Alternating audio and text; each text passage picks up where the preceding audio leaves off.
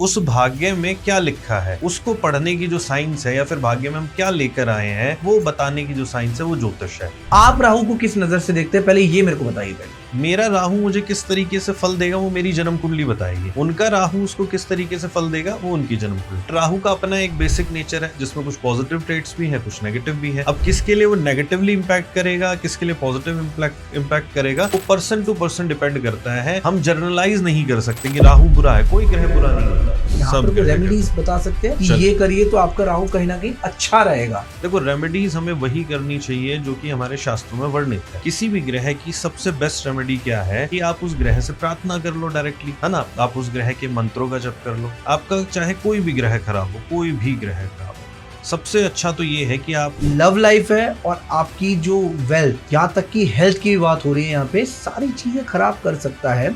देखिए, कोई भी एक प्लेनेट हर चीज खराब नहीं करता। ऐसा नहीं कि शुक्र अगर खराब है, बुरे स्थान पर बैठ गया, तो भाई आप उसकी मैरिड लाइफ भी खराब बता दो, आप उसको कह दो कि भाई लग्जरी भी नहीं रहेगी लाइफ, आप ये कह दो जी आपको तो हेल्थ इशू भी हो जाएगी, तो फिर ये ज्योतिष कहाँ है। If you want to activate your Rahu, वहाँ पे आपको अल्कोहल का कंजम्पशन करना पड़ता है। मतलब जो लोग ऐसा कर रहे हैं, मतलब अल्कोहल को प्रमोट कर रहे हैं, है ना, गलत बात है। अब यही बात कोई मान लो 15-16 साल का बच्चा सुने तो उसके दिमाग में क्या आएगा कि अच्छा राहु तो भाई इंस्टेंट फेम देता है, राहु तो भाई एकदम से पैसा दे देता है। उसने वो सुना है और फिर उसने ये भी सुन लिया कि राहु को आप एक्टिवेट करने के लिए शराब पी लो। कितनी गलत बात है। उस बच्चे का भविष्य खराब होगा नहीं होगा। प्लैनेट की कंडीशन इस तरीके से होती है कि किसी व्यक्ति पर ब्लैक मैजिक करना आसान हो जाता है। तंत्र माध्यम है ईश्वर से जुड़ने का। तंत्र, मंत्र, यंत्र मोक्ष प्राप्ति के मार्ग हैं ये तीनों ही। बट हम इसको सिर्फ किन चीजों से देख के जोड़ते हैं? वशीकरण, मारण, उच्चाटन, स्तंभन। पहली बात तो आप ये समझो कि जो लोग ये कहते हैं ना कि मेरे ऊपर कोई काला जादू हुआ है या तंत्र हुआ है, 95% से ज्यादा लोग तो वहम का शिकार।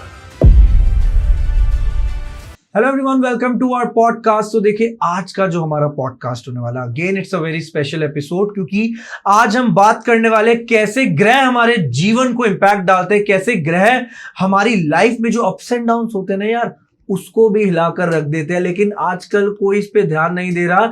धीरे धीरे थोड़ी बहुत अवेयरनेस फैल रही है और हम कोशिश हमेशा करते हैं कि कुछ भी, जो भी पॉडकास्ट हम कर रहे हैं, ऐसे गेस्ट आप लोगों के सामने लेकर आते रहे कि जहां से आपको एक ऐसा नॉलेज मिले जिससे कि आपकी लाइफ में पॉजिटिव चेंज ऐड ऑन हो सके। सो यस, जो गेस्ट हमारे साथ मौजूद है उनका नाम है astrologer Prashant Sarwan, and he is a numerologist, astrologer, psychic and tarot reader भी है यार। जितनी छोटी छोटी ये क्या है, बड़ी बड़ी क्वालिटीज है ना, ये सब उन्हीं के पास है। तो कोशिश करेंगे कुछ ऐसे सवाल उनसे करें एस्ट्रोलॉजी से रिलेटेड, न्यूमरोलॉजी से रिलेटेड। और लोग कहते हैं कि यार शनि की दृष्टि हम पर है, लोग कहते हैं कि इसका तो राहु का टाइम चल रहा है, लोग कहते हैं कि शुक्र इसका एक्टिव है या एक्टिव कैसे होगा, ये कर लो वो कर लो। यहाँ तक कि कुछ तो ये भी क्लेम करते हैं कि that you have to drink alcohol, तब जाके आपका शुक्र ठीक होगा, एक्टिवेट होगा। सो यार ये मिथ है या क्या है, कहानी हमें नहीं पता, लेकिन we are not judging anyone, but yes, एक पर्सपेक्टिव हम अपने गेस्ट से भी जरूर लेंगे और जानेंगे कि एक्चुअल में रियलिटी क्या है। सो बिना किसी देरी के इस पॉडकास्ट को स्टार्ट करते हैं। और मैं बताना चाहूंगा कि Prashant sir has more than 50,000 clients, student जिनको ये ट्रेन कर चुके हैं, और इनका एक इंस्टीट्यूट है जिसका नाम है ज्योतिष ज्ञान गंगा, और ये एक टीचर भी हैं, अपने स्टूडेंट्स को सिखाते भी हैं। तो सब कुछ जानेंगे उनसे ही। सो बिना किसी देर के पॉडकास्ट को स्टार्ट करते हैं। वेलकम प्रशांत सर। नमस्कार जी, कैसे हो? नमस्कार, ऑल गुड। एंड पहले तो मैं चाहूंगा आप ऑडियंस को थोड़ा सा अपने बारे में बता दीजिए, जो पहली बार ये पॉडकास्ट देख रहे हैं। देखिए, बेसिकली मेरा नाम प्रशांत सारवान है और पिछले 8 वर्षों से मैं ज्योतिष पढ़ा रहा हूँ। ज्योतिष के अलावा मैं numerology, tarot card reading, vastushastra, palmistry, hypnotism therapy, face reading, लगभग टोटल 7 सब्जेक्ट्स पढ़ाता हूँ। और लगभग 12-13 साल हो चुके हैं मुझे इस प्रोफेशन में, है ना। बट पढ़ाना मैंने पिछले 8 सालों में मैंने किया ऐसा, और उसके पीछे भी एक रीजन था। आजकल क्या है ना कि ज्योतिष के नाम पर ठगी बहुत हो रही है। Correct. और लोग भी, जो ऑडियंस भी है ना या फिर कंज्यूमर भी है, वो ज्योतिष को बड़े अलग नजरिए से देखता है। उसको लगता है कि ज्योतिष कुछ चमत्कार कर देगा हमारे जीवन में, या फिर ओवरनाइट हम लोग बहुत अमीर बन जाएंगे या सारी प्रॉब्लम हमारी सॉल्व हो जाएगी, किसी एस्ट्रोलॉजर के पास चले गए।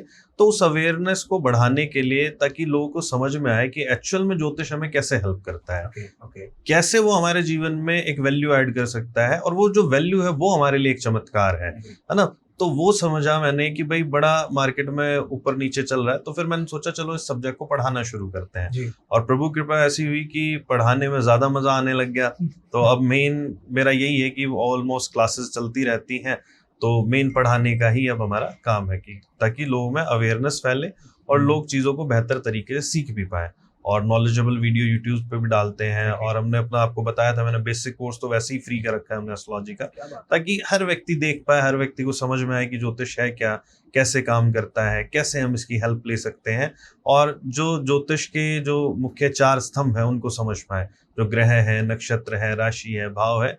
क्योंकि अगर हमने इन 4 स्तंभों को समझ लिया तो ज्योतिष हमारे लिए बहुत आसान हो जाएगी। ज्योतिष बहुत मुश्किल भी नहीं है, बहुत आसान भी नहीं है, बट इसको अगर तरीके से सीखा जाए तो बहुत इजी हो जाती है। बाकी पढ़ाने वाले टीचर पे डिपेंड करता है कि भाई वो कैसे पढ़ा रहा है, क्या वो स्टूडेंट से कनेक्ट कर पा रहा है, स्टूडेंट उससे कनेक्ट कर पा रहे हैं, क्या वो लॉजिकल बातें कर रहा है, क्या बातों के पीछे कोई लॉजिक है भी या नहीं। क्योंकि आजकल की जनरेशन जो है वो लॉजिक्स मानती है ना। ऐसा नहीं है कि कुछ भी उनको बोल दो और वो मान लेंगे, ऐसा बिल्कुल नहीं है। तो उसके पीछे एक साइंस होनी चाहिए, और ज्योतिष भी एक साइंस है। सिंपल सी बात है, एक ज्योतिष एक विज्ञान है जो कि हमारे प्राचीन ऋषि मुनियों से हमें मिला है।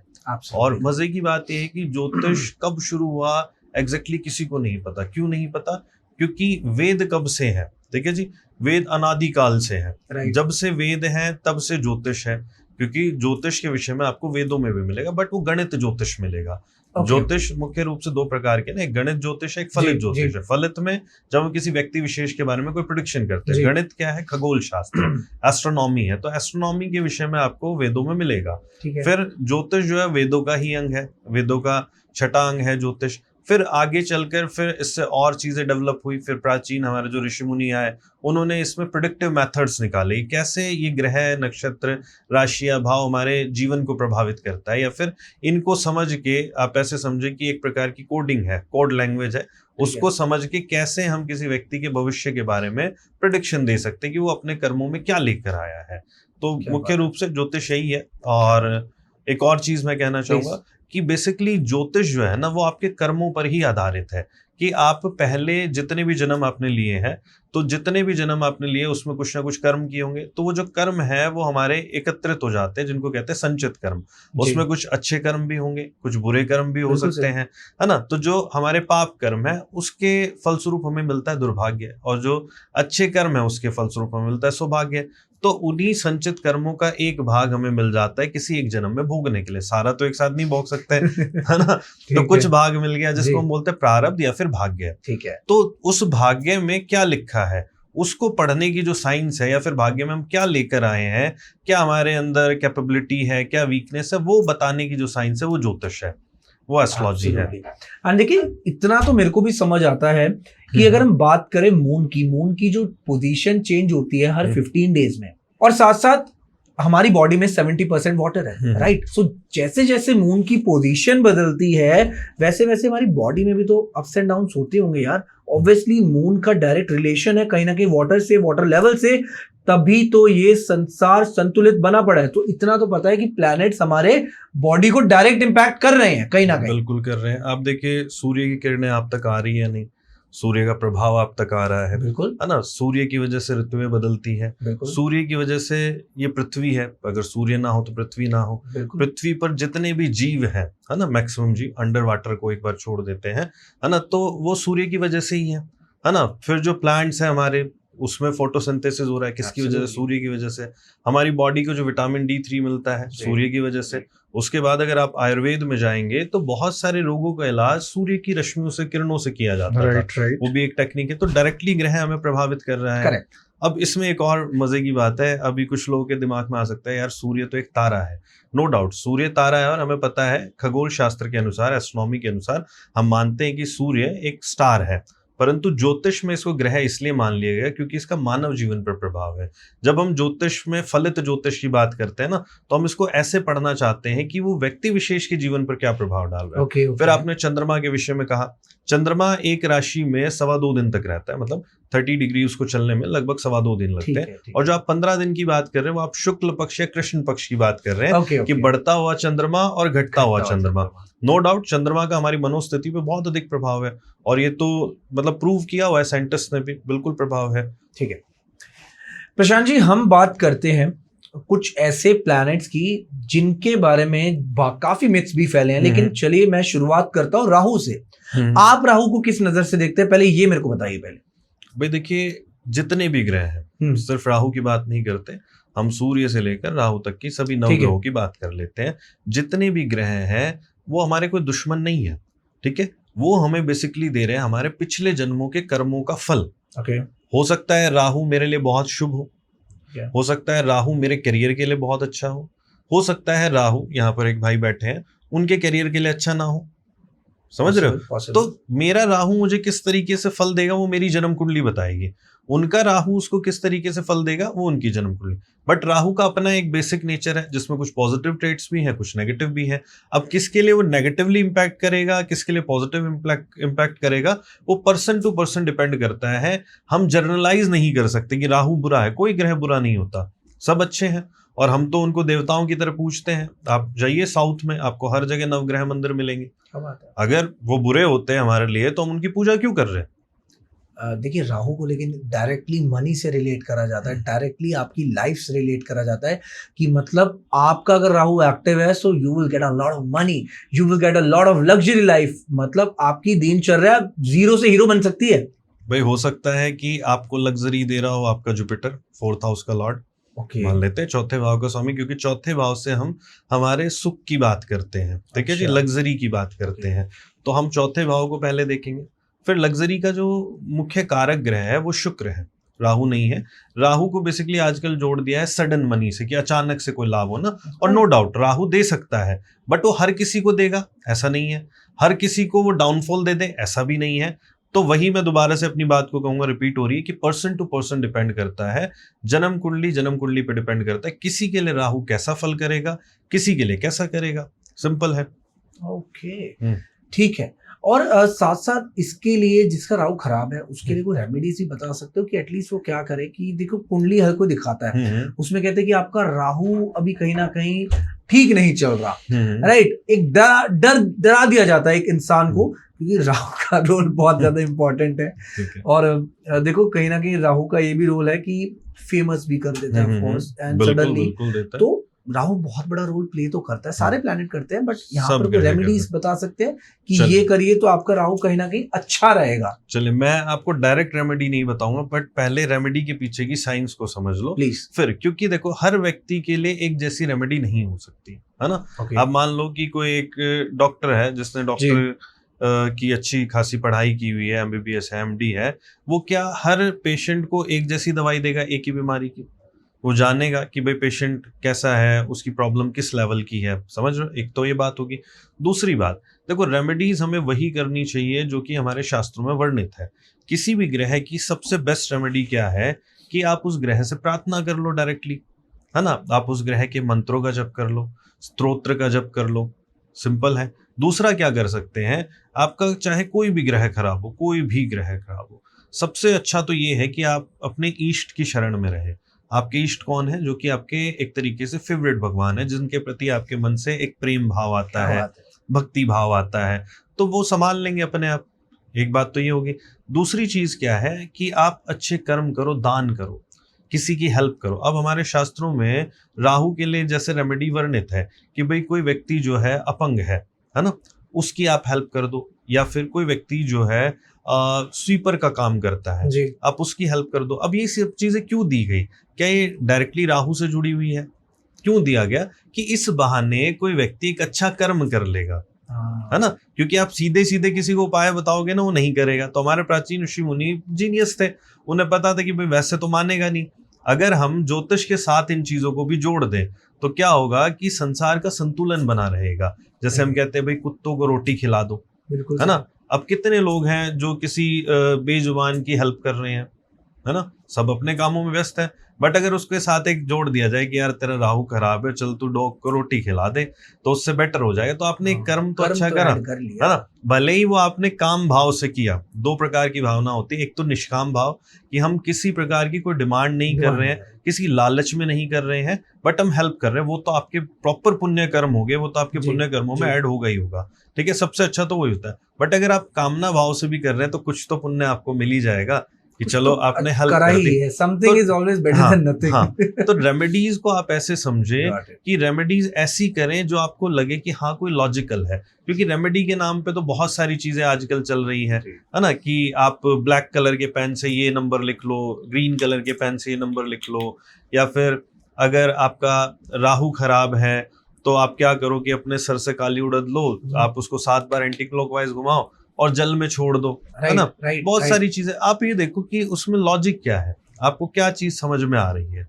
ठीक है, एक हमारा एक विषय और होता है पदार्थ तंत्र, हालांकि ज्योतिष से इसका कोई लेना देना नहीं है, वहां पर कुछ ऐसी क्रियाएं बताई गई है तंत्र ग्रंथों में कि हम किसी पदार्थ से कोई ऐसा उपाय कर सकते हैं, बट वो अलग कंसेप्ट है। अब क्या किया है कि सब कुछ मिक्सअप कर दिया, है ना, कोई रेमेडी कहीं से उठा ली, कोई रेमेडी कहीं से उठा ली, और लोगों को धड़ाधड़ यूट्यूब इंस्टाग्राम पे देना शुरू कर दिया। जबकि पहले आप जाओगे आज से 30-40 साल पहले, रेमेडीज बहुत हैंडफुल होती थी। मतलब आप ये समझे, मंत्र जप कर लो, मंदिर चले जाओ, हनुमान जी की पूजा कर लो, राहु डिस्टर्ब है, शनि डिस्टर्ब है, ठीक है, भगवान शिव के मंदिर चले जाओ। अब उससे क्या होगा, डिसिप्लिन बनेगा व्यक्ति का, है ना, कि वो मंदिर जा रहा है। क्योंकि राहु क्या होता है कि व्यक्ति के डिसिप्लिन को भी खराब कर सकता है अगर बुरा राहु हो, ठीक है, वो डिसिप्लिन में नहीं रहेगा। एक बात हो गई।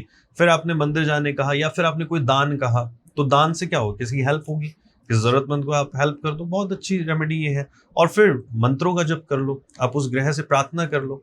अब मंत्र में मान लेते हैं आप कह रहे हैं ओम राहु देवाय नमः, तो क्या कह रहे हैं, हे राहु देवता मैं आपको नमन करता हूँ, प्रणाम करता हूँ, मेरे से पिछले जन्मों कोई पाप कर्म हुए हैं, गलत हुए हैं, मेरे को उनकी क्षमा दे दो। सिंपल रेमेडी है, ज्यादा चक्करबाजी में रेमेडी के पीछे भागना नहीं क्या है। बात है, बहुत बहुत बढ़िया बात कही। सबसे ज्यादा इंपॉर्टेंट क्या है कि आप ये देखो, अपनी जन्म कुंडली को ऐसे समझे कि आप अपने अंदर क्या स्ट्रेंथ लेकर आए हैं, है ना, कौन सा समय आपके लिए अच्छा है जहां पर आप डिसीजन ले और आप कामयाब हो जाएं, है ना। कामयाबी का लेवल भी अलग अलग है। जैसे फॉर एग्जांपल कि आप मान लेते क्रिकेट खेल रहे हैं, तो आपको पता होना चाहिए कौन सी बॉल पे छक्का लगेगा, है ना। आपके पास बॉल आ रही है तो आपको पहले ही आपने अज्यूम कर लिया कि हाँ भाई इस पे मैं अच्छा खेल सकता हूँ, तो उसी समय आप रिस्क लोगे ना। ऐसा तो है नहीं कि भाई ऐसी बॉल हो जिसमें आप आउट हो सकते हो, वहां पर आप छक्का मारने की कोशिश करो, गड़बड़ हो जाएगा। तो समय अगर अच्छा है तो वहां पर आप कुछ अच्छे डिसीजन लो, ताकि आप अपनी लाइफ में ग्रो करें, और सही समय पर सही डिसीजन लेंगे, नो डाउट कामयाबी मिल ही जाएगी, है ना। God God. प्रशांत जी एक चीज बताइए, शुक्र की बात करें, शुक्र प्लैनेट, ठीक है, कहते हैं कि अगर शुक्र प्लैनेट आपका बिगड़ जाए, आपकी लाइफ में, आपकी कुंडली में अगर वो नेगेटिव एस्पेक्ट्स दिखाए, तो कहीं ना कहीं आपकी जो लव लाइफ है और आपकी जो वेल्थ, यहाँ तक कि हेल्थ की भी बात हो रही है, यहाँ पे सारी चीजें खराब कर सकता है। तो आप शुक्र प्लैनेट को किस तरीके से देखते हैं? देखिए, कोई भी एक प्लैनेट हर चीज खराब नहीं करता, ठीक है।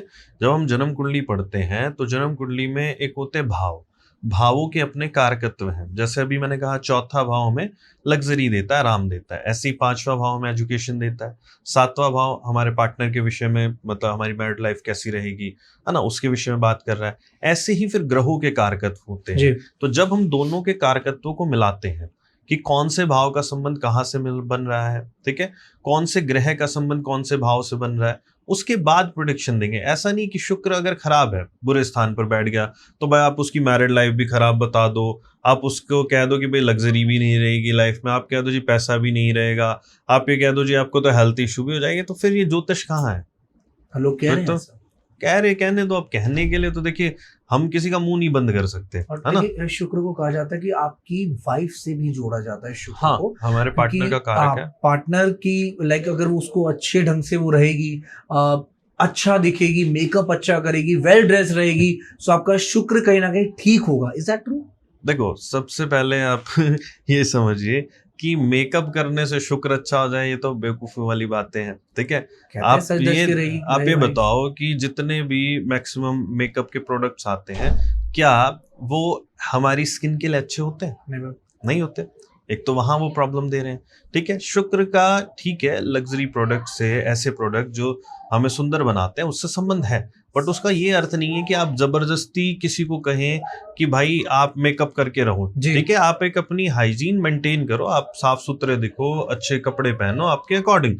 अब जिसके पास मान लो बेचारा कोई व्यक्ति 10,000 रुपये कमा रहा है ना, और उसका शुक्र मान लेते हैं बाय चांस खराब है ना, और उसको कोई कह दे जी वाइफ के लिए तो मेकअप लेके जा, है ना, वो बेचारा मेकअप में खर्चा करे या फिर वो अपनी गृहस्थी चलाए, सोचने की बात है।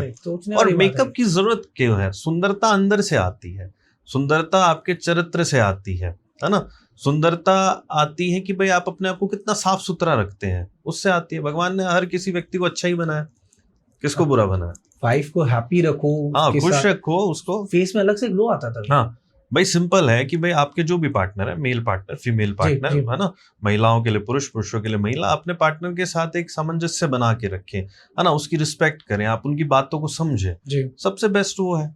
क्या मेकअप और क्या, ये तो ठीक है, ऐसी चीजें ना वायरल होती है इसलिए लोग बोल देते हैं, पता उन्हें भी है ये बात। जैसे अभी पॉडकास्ट से पहले आप कुछ कह रहे थे कि ड्रिंक करने का क्या बोल रहे थे, क्वेश्चन क्या था? If you want to activate your Rahu, वहां पे आपको अल्कोहल का कंजम्पशन करना पड़ता है। आप कहीं ना कहीं आप मुझे बताइए, क्या अल्कोहल हमारी सेहत के लिए अच्छा है? मतलब जो लोग ऐसा कर रहे हैं, मतलब अल्कोहल को प्रमोट कर रहे हैं, है ना, गलत बात है।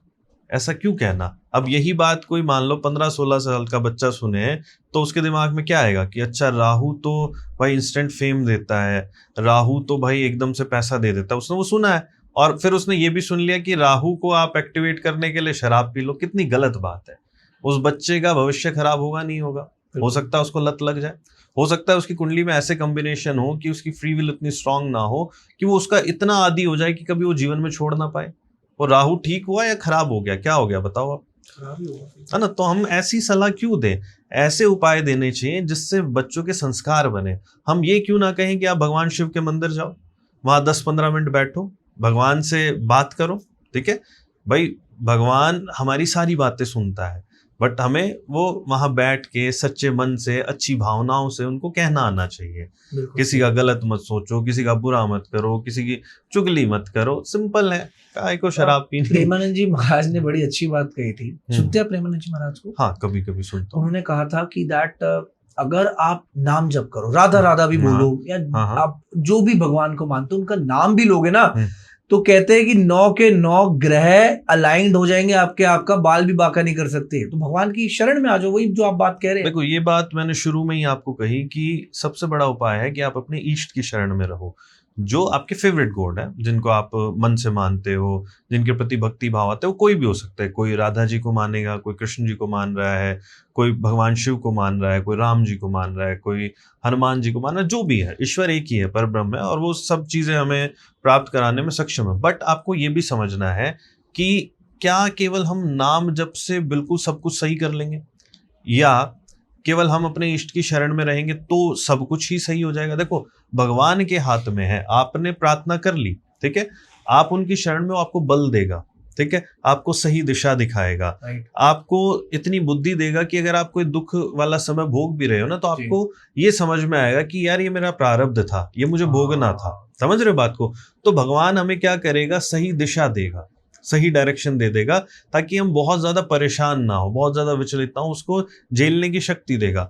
अब हमारा जो जन्म कुंडली है, हमारी जो जन्म कुंडली है, वो कहाँ से है? हमारे पिछले जन्मों के कर्मों से। तो सबसे मेन कर्म। अब उसमें प्रारब्ध मान लेते हैं, हमारा कोई ऐसा प्रारब्ध है, उत्काट्य प्रारब्ध। एक एग्जाम्पल लेते हैं, मान लो कि पिछले जन्म में किसी व्यक्ति ने किसी को ईर्ष्यावश मार दिया, ठीक है, जानबूझ के, उसका परिवार खराब हुआ, वो व्यक्ति चला गया, तो क्या उसको ब्रह्म हत्या का पाप नहीं लगा? अब इस जन्म में मान लो उसका दुख उसको भोगना है, तो भगवान इतना निर्दय तो नहीं है कि भाई तूने जो गलत कर्म किया था उसकी माफी मैं तुझे इस जन्म में दे दूं। नहीं हो सकता, जाहिर सी बात है।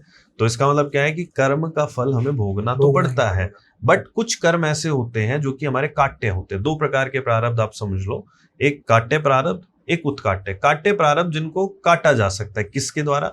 हमारे कर्मों के द्वारा, हमारे सही डिसीजन के द्वारा। अब जब हम नाम जप कर रहे हैं, वो भी एक कर्म है। हम पूजा कर रहे हैं, मंदिर जा रहे हैं, वो भी एक कर्म है। तो मान लेते हैं कि कोई एग्जाम्पल लेते हैं कि कोई आपको मारने आ रहा था, ठीक है, आपके परिवार को हानि पहुंचाना चाह रहा था, और आपने अपने आप के बचाव में गलती से भाई उसके साथ ऐसा कुछ हादसा हो गया, वो व्यक्ति नहीं रहा, ब्रह्म हत्या का पाप आपको भी लगा। बट दोनों बातें अलग है, एक ने जान के किया, एक ने अनजाने में किया। अब आपके पास प्रायश्चित का ऑप्शन है, ठीक है। तो इस जन्म में मान लो कोई ऐसा प्रारब्ध है जो कि काट्य है, उसके लिए हम मंत्र जप कर रहे हैं, भक्ति कर रहे हैं, दान कर रहे हैं, तो वहां कमी आ जाती है। उसको आप आज के समय के उसमें भी देख लो ना, कि मान लेते हैं कि जज साहब ने किसी को सजा सुना दी, कोई जेल में बंद है कोई व्यक्ति, बट वहां पर उसका बिहेवियर अच्छा रहे, ठीक है। ठीक है। और वो सब चीजें बढ़िया तरीके से करे, फिर वो अप्लाई करे, एप्लीकेशन डाले कि भी थोड़ी बहुत सजा कम कर दो, तो हो जाता है ना कई बार की सजा भी कम कर दी जाती है। तो ऐसे ही आप समझो कि अगर आपसे गलती से हुआ है, बट देखो उसका न्याय अलग है ऊपर वाले का। अगर आपने गलत किया है तो उसका फल आपको भोगना पड़ेगा, ठीक है, चाहे आप इस जन्म में भोगो चाहे अगले जन्म में भोगो, उसके हाथ में है। तो आप इस बात पे क्यों नहीं फोकस करते कि भाई हम सदकर्म करें, हम अच्छे कर्म करें। हम अच्छे कर्म करेंगे ना, हम आगे आने वाली लाइफ को भी बेटर कर रहे हैं। क्या बात है। और एक और मजे की बात, आपका जो भविष्य निर्धारित Right, होता है ना, वो right. आपके आज के कर्म पे भी होता है कि आप आज क्या कर रहे हैं, उससे आपका कल भी डिसाइड होगा, ठीक आने है। वाला समय। हाँ, आने वाला समय जाहिर सी बात है। आज आप मेहनत कर रहे हैं, पॉडकास्ट कर रहे हैं, आपका बढ़िया ग्रो कर रहा है चैनल, तो आप इसी तरीके से कर्म करोगे तभी तो ग्रो करोगे। Absolutely. समय अगर अच्छा होगा तो तेजी से ग्रो करोगे, ठीक है। क्या बात है। समय खराब होगा, थोड़े से ऑब्स्टेकल्स भी आएंगे, बट इसका मतलब ये नहीं कि आप काम करना छोड़ दोगे, काम तो करोगे ही ना, बिल्कुल सही, ठीक है। बिल्कुल सही बात। तो कर्म पे ध्यान दो, ईश्वर का ध्यान करते रहो, किसी के साथ गलत मत करो, सबसे बेस्ट रेमेडी है। क्या बात है। और नहीं समझ आ रहा तो भाई ग्रह के मंत्र जप कर लो, ठीक है। ठीक है, बहुत सुंदर, बहुत सुंदर। अच्छा, एक चीज बताइए, बात अभी आपने कहा कि जब समय खराब हो चीजें स्लो हो जाएंगी, लेकिन हाँ, आप मेहनत करना बंद नहीं करोगे। अब शनि की दृष्टि जब आप पर होती है, कहते हैं कि बहुत मेहनत कराते हैं आपको, दिन रात एक करना पड़ता है कहीं ना कहीं, तब जाके आपको चीजें मिलती हैं। लेकिन मैं आपसे इस पर बात करना चाहूंगा, एक आपका पर्सपेक्टिव जानना चाहूंगा। मेरा ये मानना है पहले तो कि अगर हम मेहनत कर रहे हैं तो देखो फल तो हमें मिलेगा, चाहे आज मिले कल मिले, और बहुत बड़ा फल मिलेगा। क्योंकि अगर सक्सेस आएगी, अगर लेट से आ रही है तो लॉन्ग टर्म के लिए आती है, ये नहीं कि एक रात में आ गई और अगले दिन चली भी जाएगी।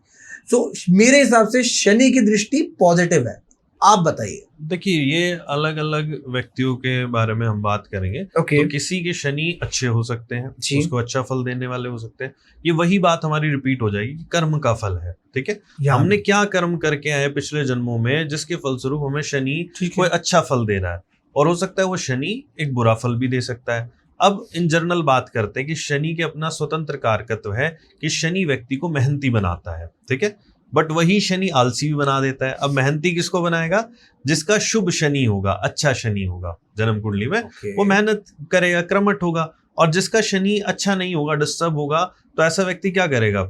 आलसी सा हो जाएगा, है ना, काम में ध्यान नहीं लगाएगा, समझ रहे हो। फिर बाद में उसको क्या फेस करना पड़ेगा? वही नाकामयाबी, loss, unemployment, so many bad things, है ना। बाकी डिपेंड करता है उसने कैसे परिवार में जन्म लिया। हो सकता है ऐसे परिवार में जन्म लिया जो बैठे खाना हो, ठीक है, वो भी एक बात है। व्यक्ति किस पे है नहीं, वो क्या है, वो प्रारब्ध कोई नहीं पढ़ सकता कि आप किस घर में किस परिवार में जन्म लेंगे, वो डिसाइडेड है।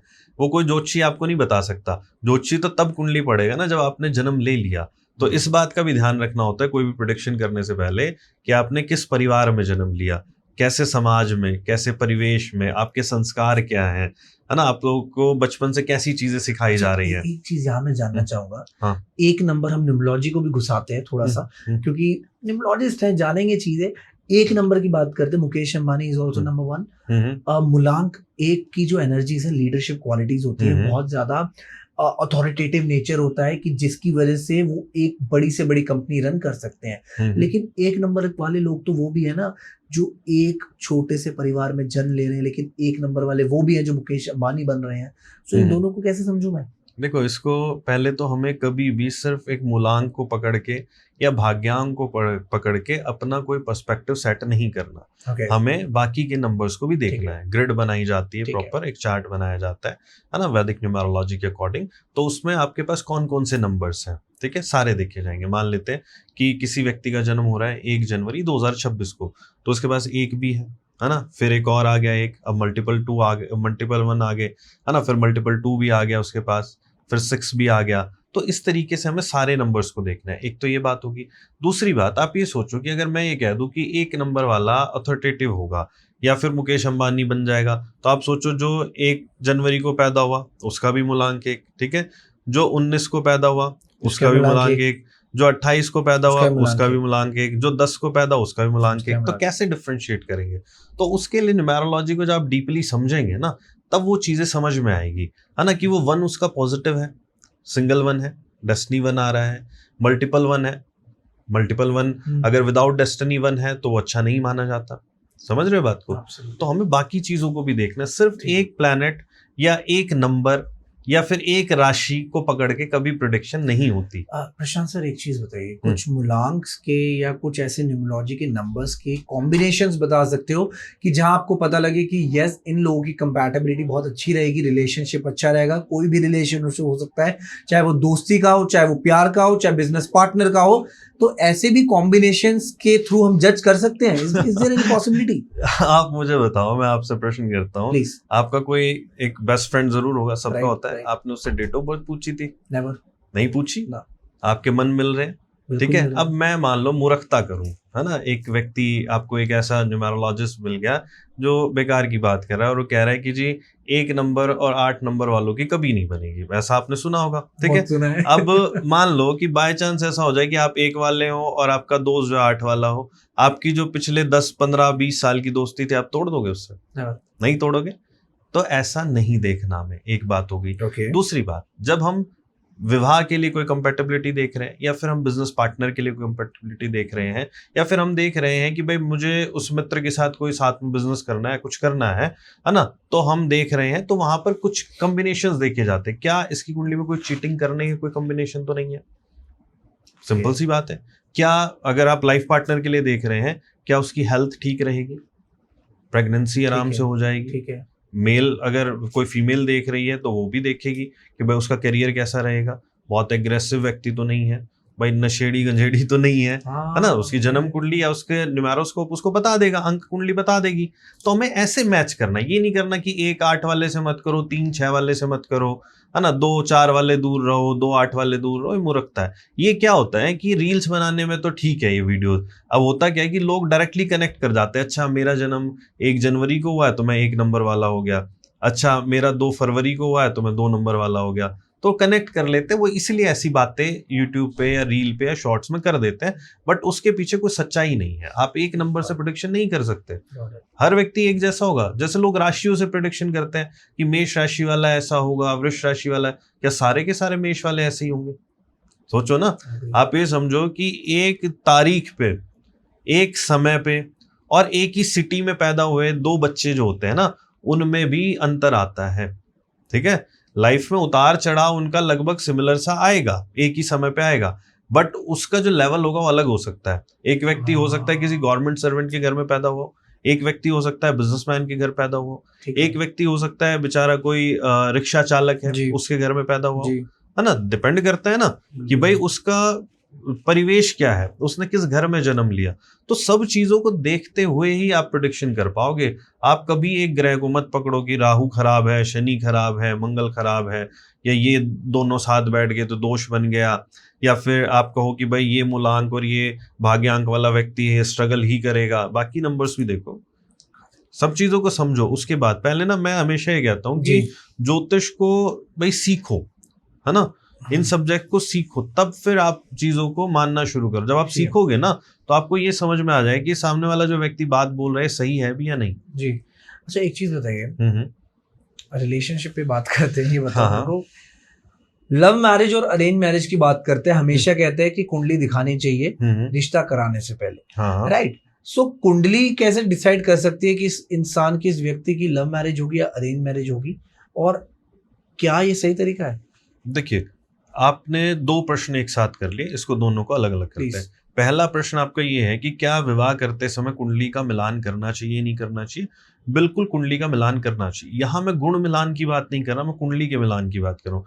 गुण मिलान किसी जमाने में चलता होगा, बट आज के समय को देखते हुए हमें कुंडली का मिलान करना चाहिए। एग्जाम्पल के तौर पर मान लेते हैं आप अपने लिए कोई पार्टनर ढूंढ रहे हैं, तो सबसे पहले आप क्या चाहेंगे कि पार्टनर का बिहेवियर अच्छा हो, ठीक है, वो भाई मेरे परिवार से या मेरे साथ अच्छे से रहे, एक बात। दूसरा, भाई उसका चरित्र अच्छा हो, ये देखेंगे।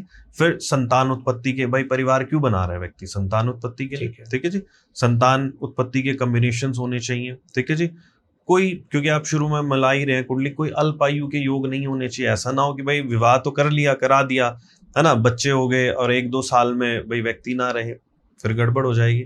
तो जहां तक हम उन चीजों को देख सकते हैं वो देखना चाहिए। कोई बड़े रोग के योग ना हो, ठीक है। मेजरली क्या देखना है कि व्यक्ति का बिहेवियर अच्छा होना चाहिए, संतान उत्पत्ति के योग होने चाहिए, और आपके साथ सामंजस्य है वो अच्छा बैठे, ठीक है। अगर मान लो आपके चार्ट में कोई कमी है, ठीक है, तो आपको पता लग गया कि भाई मेरे अंदर एग्रेशन ज्यादा है, मैं अपने पार्टनर के साथ दुर्व्यवहार कर सकता हूँ, तो सुधारो ना उसको, सही बात, अपने अंदर चेंजेस लेके आओ। क्यों नहीं लेके आ रहे?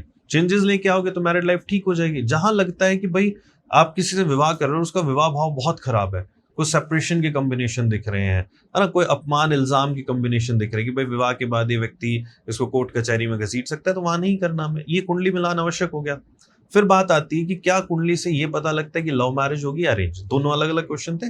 तो बिल्कुल कुंडली बता देती है हमें कि व्यक्ति की लव मैरिज हो सकती है, अरेंज मैरिज हो सकती है, लव कम अरेंज मैरिज होगी, क्या ये लोग भाग के विवाह कर सकते हैं, कहने का मतलब कोर्ट मैरिज वगैरह पेरेंट्स के बिना ये भी अनुमति पता के। लगाया जा सकता है। हाँ, कौन व्यक्ति जोखिम उठा सकता है, ठीक है, किसका स्कैंडलस रहेगा, ये सब चीजें पता लग जाती है कुंडली से, बिल्कुल पता लगती है। अभी आपने बात करी एग्रेशन की। एग्रेशन किसी व्यक्ति में इतना होता है कि उसकी वजह से उसके जीवन में उसको काफी प्रॉब्लम्स, हानियां फेस करनी पड़ सकती है। तो इस एग्रेशन का भी रोल कहीं ना कहीं हमारे प्लैनेट से जुड़ा है। बिल्कुल जुड़ा हुआ है। देखो, मान लेते हैं कि आपकी जन्म कुंडली का जो पहला भाव है वो आपकी पर्सनालिटी है, ठीक है, वो आपकी पर्सनालिटी को बताएगा।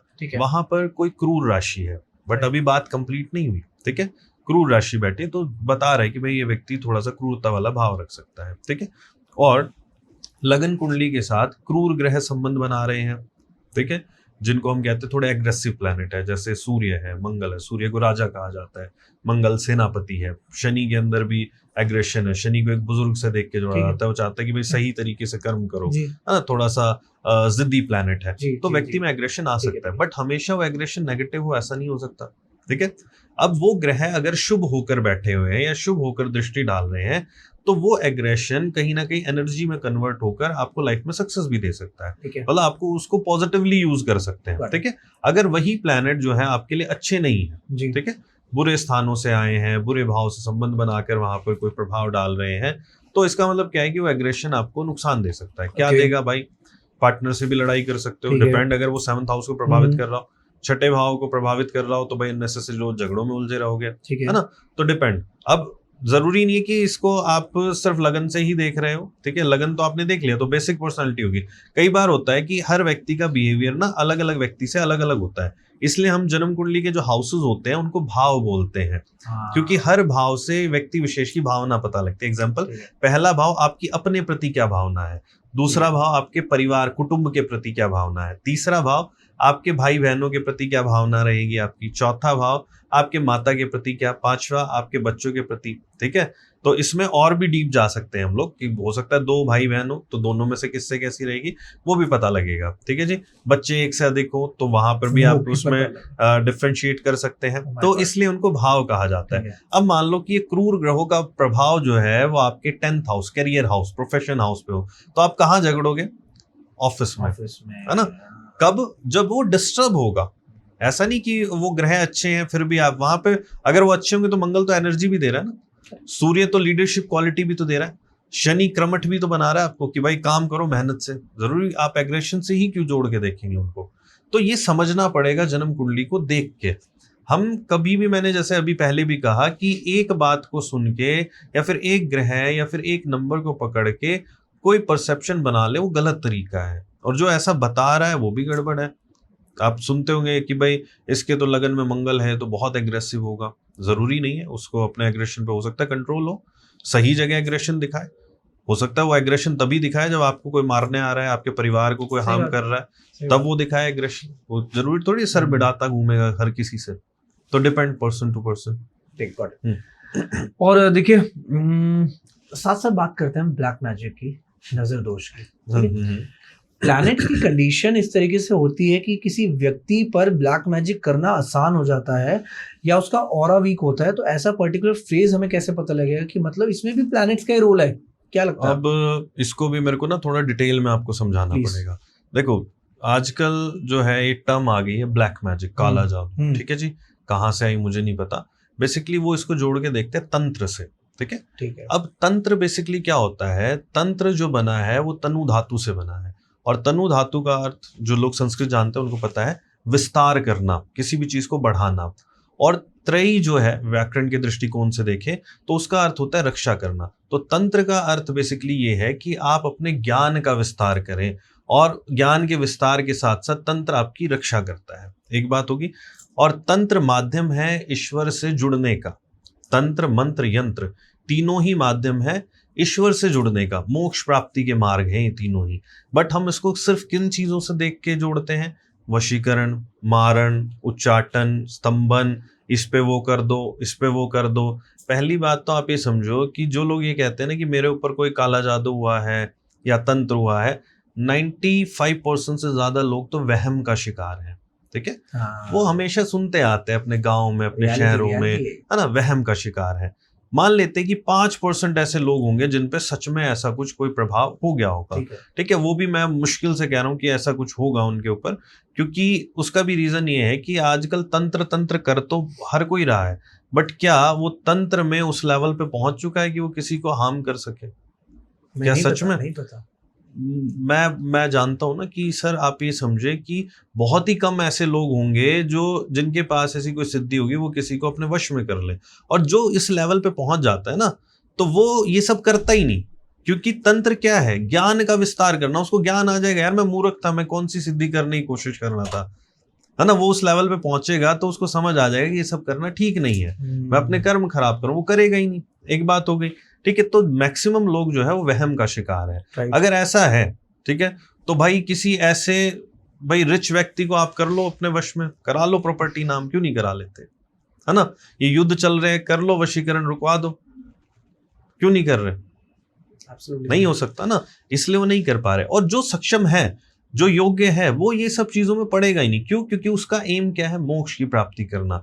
उसने अपने जीवन के जो इतने वर्ष दिए साधनाओं में, चाहे वो तंत्र साधना हो या मंत्र साधना हो या यंत्र साधना हो, वो अपनी ऊर्जाओं को व्यर्थ क्यों करेगा? मुझे बताइए। प्रशांत सर, एक चीज और ऐड ऑन करना चाहूंगा मैं। जब एक व्यक्ति जो एक एस्ट्रोलॉजर है, जिसके पास बहुत ज्यादा ज्ञान है, वो अगर किसी की बहुत ज्यादा मदद करते हैं ये लोग, तो कहीं ना कहीं इनके पास भी इम्पैक्ट देखने को मिलता है, इनके ऊपर भी इम्पैक्ट देखने को मिलता है। Is there any possibility like that also? देखिए, जो व्यक्ति भावनात्मक रूप से किसी अपने क्लाइंट से जुड़ जाता है तो उसको थोड़ा इमोशनल वो इम्पैक्ट पड़ता है, अदरवाइज कुछ नहीं। अब ऐसे तो फिर डॉक्टर्स जो है वो इलाज करना बंद कर दें। बिल्कुल सही बात। वो कहेंगे कि भाई हमारे ऊपर इम्पैक्ट पड़ जाएगा, वो अपना प्रिकॉशन लेके रखते हैं ना। वैसे तो एस्ट्रोलॉजी एक साइंस है, ठीक है। आपके कर्मों का फल आपको मिलेगा, मुझे नहीं मिलेगा। मैं तो सिर्फ बता रहा हूँ कि भाई आप अपने कर्मों में क्या लेकर आए हो, कहाँ किस तरीके से आप बच सकते हो, कब कौन से डिसीजन ले सकते हो, तो वो मेरे को क्यों प्रभावित करेंगे? सोचने की बात है। ये मेरे कर्म में मैं लिखवा के आया था कि मुझे ज्योतिष करना है ना। ठीक है। हर व्यक्ति तो एस्ट्रोलॉजर नहीं बन सकता, हर व्यक्ति डॉक्टर नहीं बन सकता, हर व्यक्ति टीचर नहीं हो सकता। तो ये भी तो हमारे कर्म है कि भाई हम पिछले जन्मों में कुछ ऐसे कर्म करके आए कि हमारा इंटरेस्ट इस जो प्रोफेशन है उसकी तरफ आया, तो ये हमारा काम है, हमारा कर्म है। वो क्यों हमें नेगेटिवली इम्पैक्ट करेगा? हाँ, जो लोग थोड़े से मन से कमजोर है, कोई व्यक्ति आया, उसने अपना दुख उसके सामने व्यक्त करा, है ना, कि मेरे साथ ऐसा ऐसा हो गया, वो मान लो इमोशनल है वो एस्ट्रोलॉजर, तो इमोशनली सोचता रहेगा, यार बेचारे के साथ बहुत बुरा हुआ, मैं कुछ कर क्यों नहीं सकता उसके लिए, कुछ चमत्कार कर दूं मैं। भाई देखो, चमत्कार तो ईश्वर ही करेगा, ठीक है, ठीक है। तो कोई इम्पैक्ट ऐसा नेगेटिव नहीं होता। तो ये मिथ है। टैरो में भी लोग कहते हैं कि दूसरे की एनर्जीज आपको इम्पैक्ट करती है, नहीं कर रही। भाई आप मिथ्स में मत रहो, आप अपनी क्लींजिंग करो, ये करो, वो करो, भगवान का नाम लो ना। सही बात, ठीक है। ठीक है, एक चीज और यहाँ बता दीजिए कि कहते हैं कि इस पर्टिकुलर फेज के बाद आपका लक स्टार्ट हो जाएगा प्लैनेट्स की पोजीशन को देख के। तो ये समझने वाला मैटर है थोड़ा, कि मतलब कुछ कहते हैं आपके 28 साल के बाद ये योग बन रहा है, 32-35 साल के बाद आपको इतनी सक्सेस मिलेगी, 40 के बाद तो आपने आसमान छू लेना है। ये कैसे समझू मैं? देखिए, कुंडली में एक होता है दशा सिस्टम। दशा क्या होता है? हमारा समय, ठीक है। हम आप इसको ऐसे नहीं कह सकते कि 32 के बाद 28 के बाद। अब हो सकता है किसी की दशा जो बदल रही हो वो मान लो 27 साल 5 महीने का हो, है ना, तो वैसे जनरली कह देते हैं 28 के बाद, 40 के बाद, है ना। खास करके आप एक लाल किताब है उसमें ऐसी बात कहते हैं। तो बेसिकली दशाएं बदलती है, वो बीच में भी बदल सकती है। एक बात, अब दशा होती क्या है? आपने बचपन से एक चीज सुनी होगी कि यार इसकी दशा बड़ी खराब चल रही है, इसका समय बड़ा खराब चल रहा है, या इसका तो समय बड़ा अच्छा चल रहा है। तो दशा क्या है? हमारा समय, कि कौन सा प्लैनेट हमारे उस समय को रूल कर रहा है, वो प्लैनेट हमारे लिए कैसा है, पॉजिटिवली हमें इम्पैक्ट करेगा, नेगेटिव इम्पैक्ट करेगा, है ना। और फिर यहाँ पर ये भी समझने वाली बात है, मान लो किसी एक ग्रह की दशा आपकी चल रही है, तो जरूरी नहीं है कि उस पूरी दशा में आप शुभ फल ही भोगे, जरूरी नहीं है अशुभ फल ही भोगे। हो सकता है कि एक प्लैनेट आपके करियर में आपको बहुत सपोर्ट करे, बट वही प्लेनेट हो सकता है मैरिड लाइफ को डिस्टर्ब करे, तो दोनों चीजें साथ में चली ना। जब सब चीजें हमें अच्छी अच्छी दिखाई दे रही होती है तब हम कहते हैं कि भाई हाँ, इस एज के बाद या फिर इस समय के बाद आपका ग्रोइंग पीरियड है, आप अपनी लाइफ में इस तरीके से आगे बढ़ेंगे। बस सिंपल है। कोई आपकी नजर में, आप वैसे तो कहते हो कि हर प्लैनेट की अपनी अपनी पोजीशंस होती है और अपना अपना इम्पैक्ट होता है, पॉजिटिव भी नेगेटिव भी, और कोई भी प्लैनेट बुरा नहीं है बेसिकली, लेकिन एक पर्टिकुलर प्लैनेट जिसमें आपको लगे कि इसकी इंपॉर्टेंस सबसे ज्यादा है ह्यूमन लाइफ पे, हमारे ऊपर, जिसका सबसे ज्यादा प्रभाव देखने को मिलता है, कौन सा ऐसा प्लैनेट है एज पर दी एस्ट्रोलॉजी? अब एस्ट्रोलॉजी में तो देखिए सभी ग्रहों का है, सभी का है, ठीक है। अगर हम एस्ट्रोनॉमी की बात करते तो हमारे सूर्य नारायण, इसीलिए उनको नारायण स्वरूप माना गया है, क्योंकि सूर्य के बिना तो पृथ्वी नहीं है ना, हमारी गैलेक्सी नहीं है, हाँ, पृथ्वी पर जीवन संभव नहीं है। तो आप इसको एस्ट्रोनॉमी से जोड़ के देखें एक बार, क्योंकि एस्ट्रोलॉजी एस्ट्रोनॉमी का ही पार्ट है, उसी से ही हमने प्रेडिक्शन कर। तो ग्रह में कह दूं यही इंपॉर्टेंट है ऐसा नहीं है, हर व्यक्ति विशेष के लिए कोई ग्रह ज्यादा इंपॉर्टेंट हो सकता है। वैसे तो सभी ग्रह इंपॉर्टेंट है अपने अपने फेज में, है ना, बट ऐसा लगता है हमें कि यार मेरा जुपिटर अच्छे स्थानों पे है, अच्छे स्थानों से संबंध बना रहा है, तो मुझे जुपिटर से ज्यादा अच्छे फल मिल जाएंगे, तो मैं कहूँ मेरे लिए सबसे इंपॉर्टेंट जुपिटर है। वो कहने की बात है, बट हर ग्रह इंपॉर्टेंट है ना, कोई ग्रह अच्छा भी देगा, कोई ग्रह बुरा भी देगा। न्यूमरोलॉजी में बात करते हैं हम 1 से लेके 9 नंबर्स की, हम सिर्फ ऑन द बेसिस ऑफ मूलांक कैरियर डिसाइड कर सकते हैं कि इस मूलांक की वजह से, let's suppose I am giving you the example, अगर हम बात करते हैं 3 नंबर को मूलांक की, कहते हैं जुपिटर का नंबर है, गुरु का नंबर है, कहीं ना कहीं इन लोगों को ऑकल्ट में जाना चाहिए, ऑब्वियसली कोई ऐसा कोच, एज अ कोच बनना चाहिए, टीचर बनना चाहिए। सिर्फ मूलांक देख के मैं जज कर सकता हूँ? नहीं कर सकते, ये मैंने आपको पहले ही समझाया। ऐसा क्यों? लेकिन ऐसा इसका रीजन है ना, बाकी नंबर्स क्या करेंगे फिर, आपके चार्ट में बाकी नंबर्स भी तो हैं। अब वो 3 जो नंबर है आपका, वो पॉजिटिवली आपको इम्पैक्ट कर रहा है या नेगेटिवली कर रहा है, ये भी तो समझना है हमें, ठीक है ना। सिर्फ मूलांक देखकर आप किसी को प्रोफेशन बता दे तो ये तो बेवकूफ़ी है। आप ये देखो कि एक दिन में कितने सारे बच्चे पैदा होते हैं, ठीक है। अगर उनका मूलांक 3 है, मान लेते 3 तारीख को कोई बच्चा पैदा हो, तो सबको टीचर बनाओगे आप, सबको काउंसलर बनाओगे, सबको कोच बनाओगे? नहीं बनाओगे ना, सब अपना कुछ ना कुछ अलग अलग करेंगे। तो उनके नंबर्स क्या क्या है, एक तो ये बात होगी। फिर आप कहोगे भाई डेट भी तो सेम हो गई, अब हमें एस्ट्रोलॉजी भी तो हेल्प करेगी। हर साइंस की अपनी एक लिमिटेशन है, ठीक है। एस्ट्रोलॉजी हमें और ज्यादा डीपली बताएगी, न्यूमेरोलॉजी उसका एक सपोर्टिव टूल है, पामिस्ट्री हमें और कुछ चीजों में हेल्प करेगी। तो अपनी अपनी लिमिटेशन है और अपनी अपनी कुछ स्ट्रेंथ है कि इनकी यहाँ से हमें बहुत ज्यादा ये चीज पता लग जाएगी। जैसे मान लो कि 2 बच्चे पैदा हुए, जुड़वा बच्चे हैं, है ना, एक ही घर में पैदा हुए, नो डाउट एस्ट्रोलॉजी में हम उसमें बहुत डीपली जा सकते हैं। उसके साथ साथ पाम भी तो हमें हेल्प करेगा, पामिस्ट्री भी तो हेल्प करेगी, ये तो सेम नहीं है, ठीक है, सबका तो हाँ, प्रिंट अलग है। हाँ, और एक समय पर 2 बच्चे पैदा होते हैं एक ही तारीख को अलग अलग घर में, ठीक है, वहां पर भी पामिस्ट्री हमें हेल्प कर देती है। मान लो वो आपका अपना बैकग्राउंड उतना ना बताए आपको, है ना, आपको नहीं पता, बट पाम से आपको पता लग जाता है। अच्छा, ये बताइए, कहते हैं कि मरने से लकीरें मिट जाती है, जिंदा रहने से लकीरें बदल जाती है, तो लकीरें वक्त के साथ बदलती हैं हाथों की? जी, लकीरें हमारी हाथों की बदलती है वक्त के साथ। बेसिकली हमारा जो राइट हैंड है, इसको ऐसे समझे, हालांकि इसके पीछे और भी कई थ्योरी है जो मैं मानता हूँ, मैं वो बता रहा हूँ। जो राइट हैंड है वो हमारे प्रेजेंट कर्मों को बताता है, और जो लेफ्ट हैंड है वो हमारे पिछले कर्मों को बताता है, पिछले जन्मों के भी और रीसेंट पास्ट में हम किस तरीके से कर रहे हैं। अब इसको ऐसे भी समझना है कि जो रेखाएं जो बदलती है ना, वो बेसिकली हमारी लगभग आप ये समझे कि यंग एज है तब तक बहुत तेजी से बदलती है। क्यों?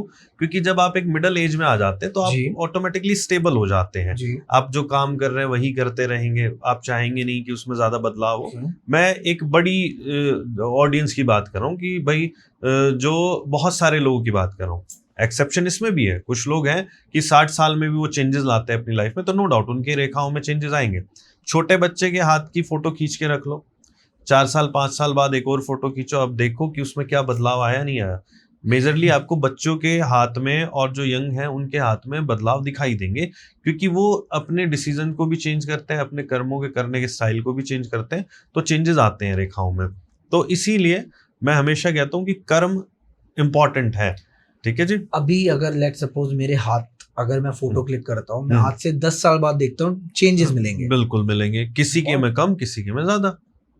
बट होते हैं हाँ, चेंजेस। ये प्रिंट्स चेंज नहीं होंगे, थंब प्रिंट नहीं चेंज होंगे, मैं यहाँ पर रेखाओं की बात कर रहा हूँ। Thumb print would be the हाँ, सेम। वो और इवन हैंड का प्रिंट जो है ना, पामिस्ट्री से रिलेटेड बता दो कुछ कि हाथ से मैं जान सकता हूँ कि मैंने भविष्य में कितना पैसा कमाना है। यार money matters a lot, as I told you, पैसा सब कुछ तो नहीं है लेकिन बहुत कुछ है। चलिए Right. अब कैसे पता इसका लगेगा? भी सीधा सीधा आंसर मैं देता हूँ। Palmistry कितना, चाहे आप उसको पामिस्ट्री से लगा लिए, जी। कैसे भी लगा लिए, कितना पैसा कमाना है, कहीं नहीं लिखा कि ये व्यक्ति 100 करोड़ ही कमाएगा, हाँ, कहीं नहीं agree. लिखा कि ये 200 करोड़ ही कमाएगा, Agree. ठीक है। आपका पाम या फिर आपकी कुंडली आपको ये बताती है कि आप अपने जीवन में तरक्की प्राप्त करेंगे या नहीं, ठीक है। अब आपने कहाँ से स्टार्ट किया, एक व्यक्ति स्टार्ट कर रहा है यहाँ से, ठीक है, और मान लो तरक्की लिखी है, वो यहाँ पहुंच गया जी। अब एक व्यक्ति स्टार्ट कर रहा है मतलब यहाँ से, और उसके में तरक्की लिखी है, वो यहाँ पहुंच गया, हाँ। तो डिफरेंस आ गया दोनों में, ठीक है जी। तो एग्जैक्टली ये नहीं कह सकते कि कितना कमाएगा, हम ये कह सकते हैं कि आजीविका अच्छी रहेगी और अपने जीवन में काफी ज्यादा धन अर्जन करेगा, ठीक है। वो कितना करेगा उसके कर्म पे, वो कैसे डिसीजन ले रहा है, कितने रिस्क ले रहा है। भाई देखो, धन कौन कमा सकता है ज्यादा? बिजनेसमैन, है ना। जॉब में तो धीरे धीरे ग्रोथ होती है और एक लेवल तक ही ग्रोथ होती है ना। और उसमें भी आप ये समझो कि भाई बिजनेसमैन कब कमा पाता है, जब वो रिस्क लेता है। रिस्क कब ले? सही समय पे। लाइव पाम रीडिंग कर सकते हो आप? हाँ जी, देख के बता सकते हो भी ऑन द स्पॉट? हाँ बताओ, क्या प्लीज बताओ, मेरा हाथ देखो। हाँ चलिए, सबसे पहले तो हम टच से ही शुरू करते हैं, बिल्कुल बेसिक से शुरू करते हैं। तो जैसे कि आपका जो पाम है ना, वो थोड़ा सा हार्ड है, तो इसका मतलब क्या है कि आप बड़े स्थिर व्यक्ति हो, आप जल्दी से चीजों में बदलाव नहीं करते, ठीक है जी। दूसरी चीज आप यहाँ पर ये भी मान सकते हैं कि भाई ये थोड़ा सा हार्ड है, तो इसका मतलब ये है कि भाई आपको समय अनुसार जब आपको लगता है कि हाँ क्रोध करना चाहिए, वहाँ क्रोध भी करते हो, ठीक है। जल्दी से किसी पे विश्वास नहीं करते, ठीक है। आपको लॉजिक चाहिए, तो एक बेसिक चीज मैंने आपको बता दी। फिर बाकी क्वालिटीज तो भाई है, सही है। हाँ, आराम से फिर हम और चीजें देखेंगे इसमें हाथ में, तो फिर और आराम से पढ़ेंगे, ठीक है। सिर्फ ये टच से हमें पता लगा। फिर उसके बाद और क्या चीजें होती हैं कि भाई ये जो पाम का साइज है, ठीक है, और इसकी लेंथ क्या है, ब्रेथ क्या है, क्या हमारा जो हाथ है वो नैरो हैंड है ना, क्या वो भाई बड़ा हाथ है, क्या वो छोटा हाथ है, उससे भी काफी चीजें पता लगती है। फिर फिंगर्स का क्या साइज है, उससे भी हमें पता लगती है। ये तो बहुत बेसिक चीज बता रहा हूँ। फिर उसके बाद आप लाइंस को भी देखते हैं, रेखाओं को भी देखते हैं, फिर प्लैनेट्स के माउंट्स को भी देखते हैं, तो काफी सारी चीजें हैं। तो आराम से अभी पॉडकास्ट के बाद आपका हाथ देखेंगे। एंड प्रशांत सर, डेफिनेटली जिस तरीके से चीजें समझाई आपने, क्योंकि हमें भी अच्छा लगता है कि जब हम सच्चाई से कोई हमें परिचित कराए। टू बी वेरी ऑनेस्ट, मैंने भी पर्सनली बहुत एस्ट्रोलॉजर्स, न्यूमरोलॉजिस्ट के साथ पॉडकास्ट करे, and of course I am also a learner in this field particularly. और हमें जो आंसर्स मिले उनसे और आपसे, there is a lot of difference. जिस तरीके से प्लैनेट्स को आपने समझाया, आपने रेमेडीज पर तो आई डोंट थिंक बात ही नहीं करी, आपने सिर्फ वो चीज बताई जो रिक्वायर्ड है, दैट इज हर ग्रह की एटलीस्ट पूजा करना स्टार्ट कर दो, उनको नमन करना शुरू कर दो, कि जिससे ये प्लैनेट आपका ठीक हो जाए। बहुत सुंदर। एंड डेफिनेटली देखिए, प्रशांत जी का जो इंस्टीट्यूट है, of course he is a teacher. मैं डिस्क्रिप्शन में आपको डिटेल्स मेंशन कर दूंगा, आप इनको डायरेक्टली रीच आउट कर सकते हैं। इनकी टीम को अवेलेबल है फॉर द हेल्प। किसी को सीखनी है न्यूमरोलॉजी, एस्ट्रोलॉजी, किसी की लाइफ में प्रॉब्लम है, उनके लिए भी सॉल्यूशन आपको मिलेगा, लेकिन genuine solution. If you are expecting something like reel वाला कंटेंट, वो वाली बातें नहीं होंगी। अगर आप जानना चाहते हैं एक्चुअल में आपकी कैरियर अपॉर्चुनिटीज क्या रहेंगी, एक्चुअल में आपका भविष्य आपको किस जगह लेकर जाएगा, वो सब बताएंगे, बट डीप डाइव करके, ऊपर ऊपर से नहीं। और जो लोग भी क्लेम करते हैं कि हम ये आपको इससे देख के बता देंगे, वो करके बता देंगे, एक्चुअल में चीजों को जब तक प्रॉपरली आप शेयर नहीं करेंगे उनसे, अपने डेट ऑफ बर्थ, अपने नंबर्स, एक्चुअल में एक नंबर पे ही देखे, कहते हैं कि सब कुछ लोग डिसाइड कर देते हैं कि ये बन जाएंगे, इस मूलांक से वो बन जाएंगे, but that is not the reality. Her number की अपनी एक पोजीशन है, हर नंबर की एक सच्चाई है, और प्लैनेट्स सारे ही अच्छे, कोई बुरा प्लैनेट नहीं है। अब ये देखना है कि अगर कोई प्लैनेट ऊपर नीचे हो रहा है तो उसको स्टेबल कैसे किया जाए, लेकिन बुरा किसी के लिए नहीं होता, right. And any message that you want to give to the youth, specially to the youngsters जो 18 से 30 साल की उम्र में अपने भविष्य बनाने में मेहनत कर रहे हैं, उनके लिए कोई मैसेज दीजिए। देखिए, उनके लिए मैसेज ये है कि एकदम से किसी भी ऐसी बात को सुन के जो कि आपको बहुत ज्यादा अट्रैक्ट कर रही है, उसको एकदम से मत मानो, उस पर विचार करो, है ना। उसको देखो कि क्या ये बात सही है भी या गलत है। तब जाकर फिर आप आगे बढ़ो, तब उसको मानना शुरू करो। अदरवाइज होता क्या है ना कि दुनिया भर की चीजें सोशल मीडिया पे चल रही है, देखो कोई रोक तो सकता नहीं है ना, कैमरा ऑन किया, माइक लगाया, बोल के चल दिए कुछ भी, बट वो कितने लोग देख रहे हैं, क्या वो बात सही है क्या नहीं है। तो अपने डिसीजन सबसे पहले तो खुद लेना शुरू करो, ये समझना शुरू करो कि भाई क्या सही है क्या गलत है। सिर्फ एस्ट्रोलॉजी की बात नहीं कर रहा, न्यूमेरोलॉजी की बात नहीं कर रहा, इन जनरल भी अपनी लाइफ में कि आपके लिए क्या अच्छा है क्या बुरा है, कौन सी बात आपके लिए अच्छी है, कौन सी बात बुरी है, कौन सी मानने वाली है, कौन सी नहीं मानने वाली। तो अपनी बुद्धि और विवेक का प्रयोग करो, मैं तो ये समझाना चाहूंगा। क्या बात है, बहुत सुंदर। And again thank you so much Prashant sir for coming, it's an Welcome, honour to have you. And मिलते हैं आप लोगों से फिर से एक ऐसे अमेजिंग पॉडकास्ट में, एक ऐसे ही अमेजिंग गेस्ट के साथ। This is Shubh B signing off from our podcast. Thank you so much everyone, and again thank you so much Welcome. Prashant sir, thank you.